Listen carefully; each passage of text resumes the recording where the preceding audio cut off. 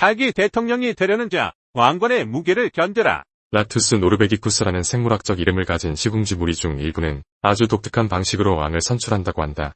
낮 동안 젊고 힘있는 수컷 쥐들은 모조리 모여 서로 치열한 결투를 벌인다.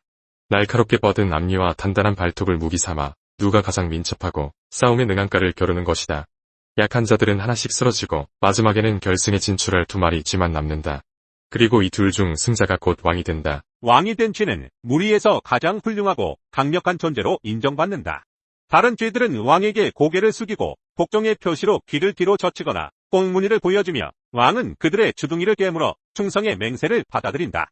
신하가 된 쥐들은 왕에게 가장 맛있는 먹이를 가져다 바치고 짝짓기에 한껏 몰두해 암내를 풍기던 암컷들을 내어주며 왕이 새로 얻은 지위를 마음껏 즐길 수 있도록 가장 안전하고 깊숙한 쥐구멍도 제공해준다. 그런데 여기서 끝나지 않는다. 쥐들의 왕이 쾌락과 축하의 밤을 누리다 잠이 들면 기묘한 의식이 벌어진다. 낮 동안 왕에게 충성을 맹세했던 젊은 수컷 몇 마리가 미리 준비라도 한 듯 왕을 죽이고 내장을 꺼낸다. 그리고 다리와 발톱으로 왕의 머리를 쪼개어 머리꼬를 꺼낸 뒤 무리의 모든 구성원에게 조금씩 나누어 먹인다. 어쩌면 이 쥐들은 왕의 두뇌를 나눠 먹음으로써 그가 지녔던 가장 빼어난 특질과 능력을 모두가 함께 갖게 될 것이라 믿는지도 모르겠다. 이 이야기에서 떠오르는 인간 세계의 광경은 우리가 흔히 말하는 대통령을 모시는 정치의 모습과 묘하게 겹쳐진다.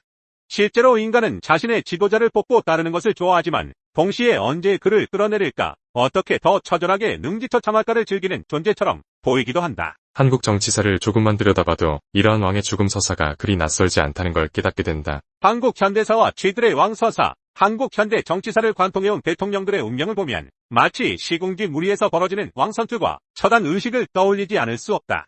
한국의 역대 대통령 중에는 임기를 채우지 못하고 비극적으로 생을 마감한 사례, 권력 정상에 오른 뒤 암살당하거나 권좌에서 내려온 뒤 감옥에 가거나 끝내는 스스로 목숨을 끊은 사례들이 존재한다. 한국의 근대화와 경제성장에 크나큰 공을 세운 인물로 평가받기도 하고 동시에 독재자로 비판받기도 하는 박정희 대통령은 1979년 자신에게 충성을 맹세했던 부하에 의해 암살당했다.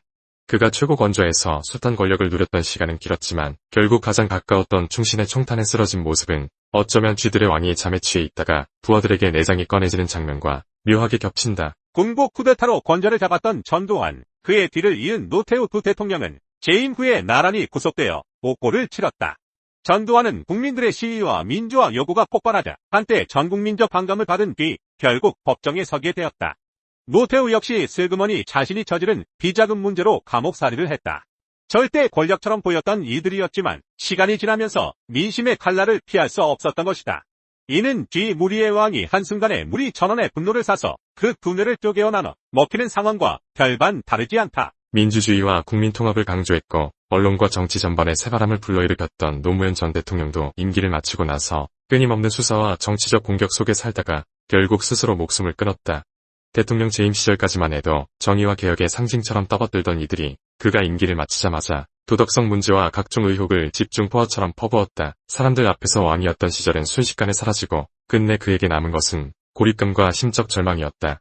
언젠가부터 모두가 손가락질하며 돌아선 모습이 잔인하다 싶을 정도로 쥐 무리의 왕 죽이기 풍습을 닮았다. 거대한 재벌 자본과의 결탁 의혹, 국가정보원을 비롯한 권력기관의 사유와 문제 등으로 전직 대통령 2명이 차례로 수감된 사례는 전 세계에서도 매우 드문 일이다.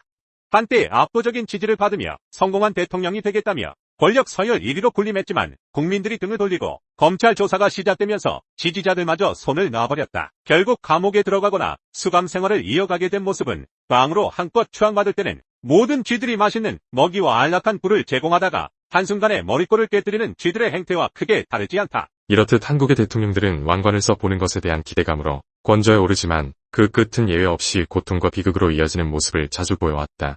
정치적 지지자들이 군중의 열렬한 응원과 동시에 반대편 사람들의 증오가 뒤섞이며 시간이 흐르면 그 누구도 피할 수 없는 하차와 청산의 무대가 찾아온다. 왕이 되겠는가? 그 제안이 정말 달콤한 것인가? 시궁지 무리에서 왕이 된다는 것은 부와 여성, 가장 안전한 굴이라는 온갖 특권을 누리는 일이다. 하지만 동시에 그것은 아주 짧은 순간에 최고라는 허영을 포기할 수 없다면 결국 가장 잔혹한 죽음을 맞게 됨을 의미하기도 한다. 인간 세계에서도 마찬가지다. 군중이 새로운 지도자를 기다리며 왕관을 내밀 때 그것은 영광의 제안처럼 보이지만 그 뒤에는 날선 요구와 끝없는 갈등 조정, 그리고 언제 머리꼬를 깨뜨릴 것인가? 만노리는 수많은 경쟁자가 있다는 뜻이다. 한국 정치에서 대통령이 된다는 것은 표면적으로 온갖 정의를 누리는 듯 보이지만 사실은 당신이 모든 책임을 지라는 무서운 요구이기도 하다. 종종 우리 삶을 좀 더 낫게 만들어달라는 희망이 한 발짝만 지나면 당신이 못하면 곧바로 끌어내리겠다는 위협이 된다.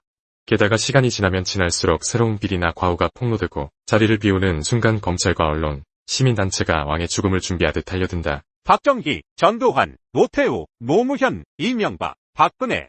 이들 대통령의 말로가 한국 민중에게 줄곧 회자되고 회의감을 불러일으키는 것은 인간이 군주의 몰락을 은밀히 즐긴다는 역사적 아이러니를 여실히 보여준다. 왕으로 뽑고 가장 앞자리에 세우고 칭송하고 기념비를 세우던 사람들이 어느 순간 왕을 자랑스러워하기보다는 오히려 그를 비난하고 심지어는 반인륜적인 광경을 상상하며 희열을 느끼는 듯한 그 모순된 태도를 인간사는 늘 반복해왔다. 왕이 되겠습니까? 신중하게 생각하십시오. 그러니 다음에 누군가가 당신에게 높은 자리나 대통령 자리에 한번 나가보라는 달콤한 제안을 하거든 그 순간을 좀 더 의심해볼 필요가 있다. 그것은 쥐들의 왕이 되라는 것일 수도 있다. 주어진 자리에서 아무리 훌륭한 일을 해보려고 해도 결국 사람들의 다양한 요구와 원망을 동시에 떠안을 수밖에 없다. 시대가 바뀌고 사회가 발전해도 지지자와 반대자 혹은 여러 파벌 간의 끝없는 싸움은 누군가를 왕으로 세워두고 책임을 떠넘기려 한다. 그리고 한 번이라도 삐걱대는 순간 가장 앞에서 칼을 빼드는 자들은 뜻밖에도 그 왕에게 가장 충성하겠다고 고백했던 이들일 수도 있다. 늘 눈앞에 찬란해 보이는 권력과 화려한 의전은 짧은 순간의 쾌락에 불과하며 그 뒤에는 군중의 냉혹한 심판이 기다린다.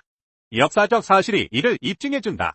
현직 대통령이 될 때마다 지지자들의 폭발적 환호가 쏟아지고 세상 바뀐 시대를 외치던 언론과 지식인들은 몇 년 뒤 마치 손바닥 뒤집듯 이제 너도 끝장이다라는 목소리를 내기 시작했다. 그러니 왕의 죽음이라는 이야기를 다시금 곱씹어볼 필요가 있다. 쥐들의 왕이 되어 잠시 영광을 누리는 대신 결말이 비참하게 돌변하는 세계를 우리는 오랫동안 현실 정치 무대에서 목격해왔다.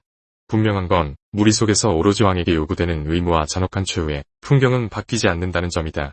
달콤한 제안 뒤에 숨어있는 머리꼬를 쪼겨 내놓아라라는 무시무시한 경고를 깨닫지 못한다면 당신 역시 그 쥐들의 서사의 또 다른 희생자가 되고 말 것이다. 그러므로 누군가가 당신에게 대통령 자리에 나가라며 유혹할 때 또는 권력의 정점에 오르라며 부추길 때 꼭 한 번쯤은 이 왕의 죽음 이야기를 떠올리길 바란다. 절대 권력의 꿀 같은 순간은 빌지 않고 한번 치명적 실수를 하면 무리 전체가 돌아서 당신을 처단하기에 골몰한다. 왕이 되어보시겠습니까? 라는 말이 정말로 달콤하게 들린다면 그 제안 뒤에 도살인 함정은 없는지 그리고 정치의 잔혹한 판에서 자신의 머리꼴을 지킬 자신은 있는지를 자문해야 한다. 오늘도 어딘가에서 벌어지고 있을 지독한 권력 다툼은 쥐들의 왕을 연상케 한다. 감옥에 들어가고 암살되고 자살로 생을 마감하고 비리에 휩싸이는 대통령들을 보며 또다시 우리는 스스로에게 묻는다. 정말 왕관은 이렇게 무거운 것이었나? 그리고 대답한다. 왕관을 받는 순간부터 그 왕관은 곧 당신의 목을 죄는 올가미가 될 수도 있다. 그러니 쥐들의 왕을 생각하라. 높은 자리는 그 무엇보다 달콤해 보이지만 실상은 대가를 치르지 않으면 결코 누릴 수 없는 그리고 결코 오래갈 수 없는 환상의 상징일 수 있다는 점을 잊지 말아야 할 것이다. 이 비디오가 유용했다면 좋아요와 구독 버튼을 눌러주세요. 건강한 삶을 위한 더 많은 팁을 공유할 테니 계속해서 성필원 채널을 지켜봐 주세요. 감사합니다.